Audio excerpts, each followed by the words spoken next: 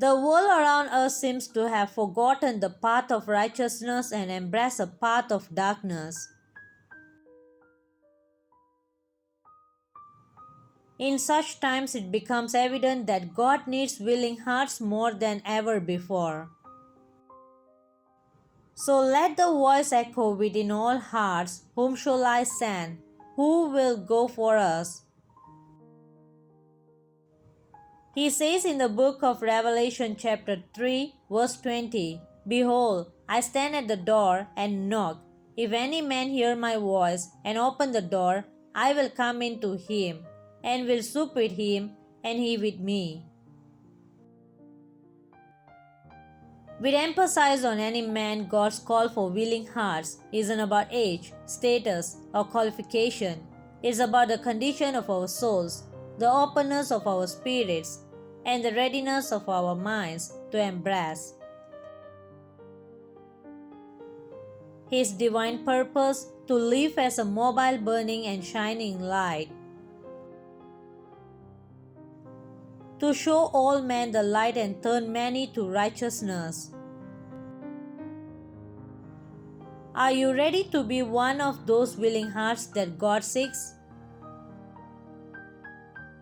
Let's reflect on this story of Noah from the book of Genesis chapter 6 and onwards.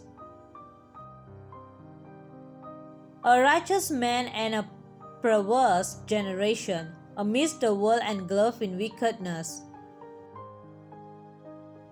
He found favor in the eyes of the Lord because he had a willing heart. God chose him to build the ark,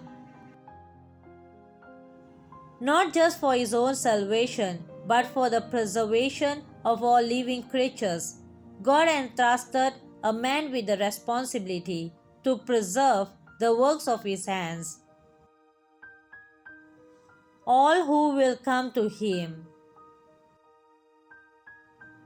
Noah's willingness to obey God's call saved humanity and demonstrated the power of a willing heart. Similarly, we are called to be a beacon of light in this dark world.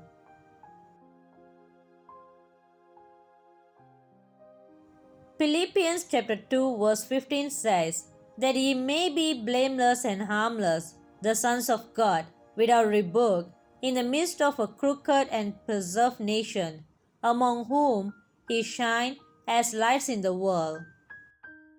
We're called to be the salt of the earth, bringing flavor and preserving goodness. God needs us to stand up for truth, righteousness, and love. He needs us to be the hands and feet of Jesus, reaching out to those lost in the wilderness of this perverse generation. Yes, it may be daunting.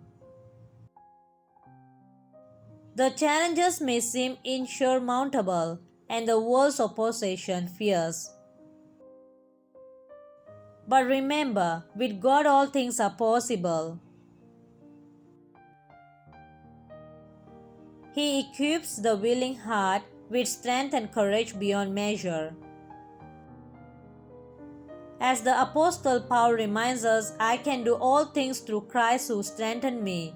Philippians chapter 4 verse 13. The Bible is replete with examples of individuals who embraced their role in serving God with willing hearts. Abraham, often referred to as the father of faith, demonstrated his willingness when he obeyed God's command to sacrifice his son Isaac. Despite the tremendous difficulty of the request, Abraham's heart was ready and willing to follow God's leading, even in a generation where faith was often lacking.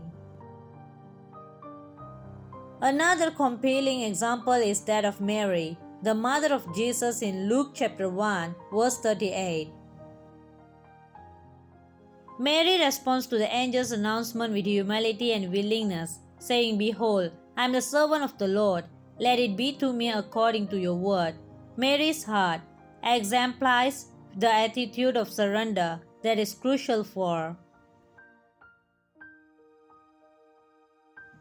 answering God's call in any generation. In a time when the world was filled with uncertainty and doubt, Mary's willingness to become the mother of the Messiah showcased her unwavering faith and devotion to God's plan. Moreover, we find the story of Noah, who lived in a generation marked by widespread corruption and evil. Despite the prevailing moral decay, Noah remained faithful to God's instructions to build the ark and preserve the human and animal populations. His willingness to obey God, even in the face of ridicule and disbelief from his contemporaries, demonstrated remarkable faith and obedience. These biblical examples serve as enduring inspirations for believers today, showing that in any perverse generation, individuals can choose to be willing hearts to God, embracing their calling and making a lasting impact on the world around them through faith, obedience, and devotion. God bless you.